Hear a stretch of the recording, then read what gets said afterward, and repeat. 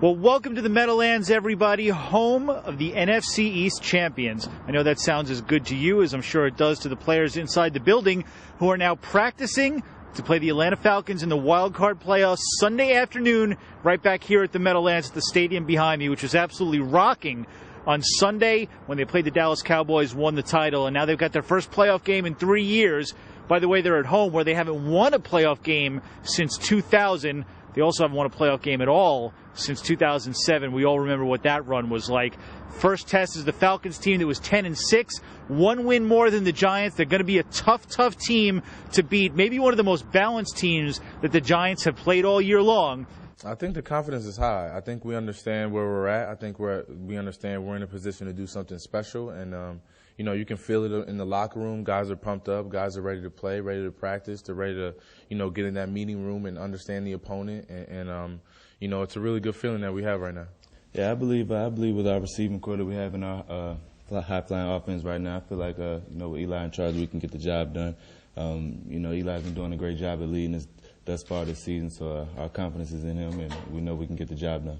Here are the three keys for the Giants to making that happen and moving on to a second-round game, likely in Green Bay against the 15-1 Packers. We'll save that for some other time. First, the three keys for the Falcons. Number one, this might be the most important key of the game, stop Michael Turner. When you think about it, they played spotty run defense this year, and they've never faced a back like Turner. They were supposed to face one in Frank Gore when they played out in San Francisco, but he was hurt, and that matchup never materialized. This is a true feature back, a guy who can really power an offense. One guy doesn't usually carry the load in the NFL anymore, but Turner is that guy. He's going to be a tough task for this defense. Another tough task brings me to key number two, and that's stop Tony Gonzalez.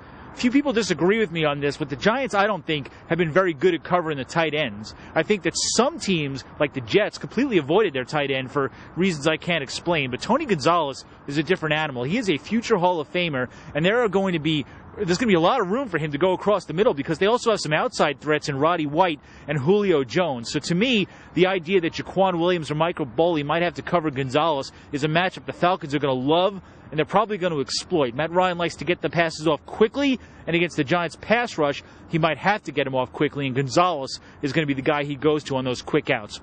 And you have all those core guys, Roddy White, Julio Jones, Tony Gonzalez. You have they're stacked at each and every position, so they present a lot of threats your way.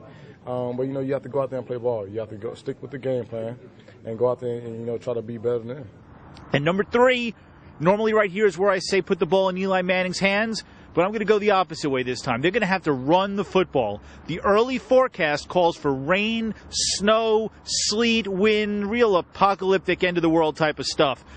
In the Northeast, in that kind of condition, you need to run the football. And the Giants, the worst rushing team in the NFL. That's the bad news. The good news is 2 of the last 4 worst rushing teams in the NFL have somehow made the Super Bowl riding their strong-armed quarterback, but I don't think either one of them had to go through a day like the Giants might be facing on Sunday. So in order to keep the pressure off Eli Manning on a windy day, they're going to need to find a way to have Brandon Jacobs and Ahmad Bradshaw powering this offense the way you're supposed to in the playoffs. Running game and defense are supposed to be what keys you to a championship. Right now the Giants don't really have either one. They have the quarterbacks. They're going to need to find that power running game. We've had some 4 or 5 games in a row where we've rushed the ball for over 100 yards. So I'll look for that to happen again. And Eli has in the past thrown the ball very, very well despite any kind of weather. You just try to get prepared mentally for the opponent, know your game plan, and then whatever happens with the weather, there's not much you can do about it. You just got to go out there and play. And that's it. 1, 2, 3 ways for them to beat the Atlanta Falcons. They're all in, then they move on to the Green Bay Packers most likely. Either way, it should be a lot of fun here on Sunday. Make sure you follow @TheBlueScreen on Twitter and tune right back in here to the Blue Screen blog to get all the updates and all the action as the week goes along. Thanks for watching, everybody.